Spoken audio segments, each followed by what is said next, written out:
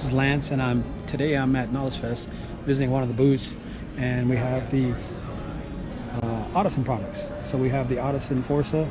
This is a monoblock, and they have Maestro stuff now. They got the 4-channel. This is just a piggyback amp, and then another piggyback amp, and then we have another 6-channel piggyback amp. All this stuff has built-in crossovers and also has built-in gain controls. This is the 1.7, which is a pretty dope DSP amplifier. It's nice to see that they have an actual amp that does DSPs. And we got a 5-channel, which I've used that one in the past. It's a very good amp. The 4C, which is nice.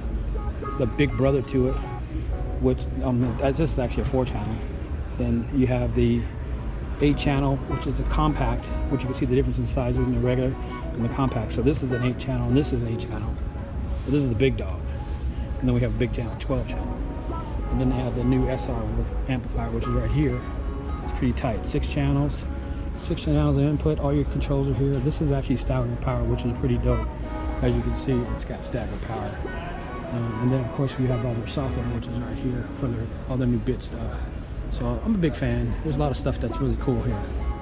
We're at the Museway booth. You can see all the Museway DSPs with the DSP amplifiers. Really nice stuff.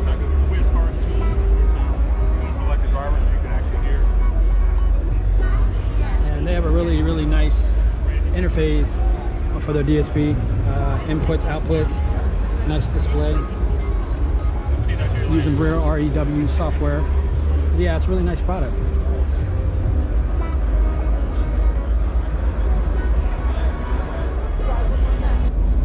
Morale subs. Really like these. Then you got the shallows. The 3-way with the 8. That's the one thing I want to try. Yeah, it's sick. This is the 3-way too. Start looking more into 3-way setups. Then we got some old faithfuls. These are Veritas. Nice speakers. And then they're nice shallow mount. Actually, these are BMW stuff from Morel. Super tight. Really nice stuff. This is actually the shallow stuff. See how deep that mid-range is? See how that is in between? This looks like a point source. Yeah, point source. Super dope. We're in the A-Toto booth today. We're checking out the new screens they're offering. So they're gonna have major size screens. This is actually a new product. I think it's gonna be really good when it comes to market.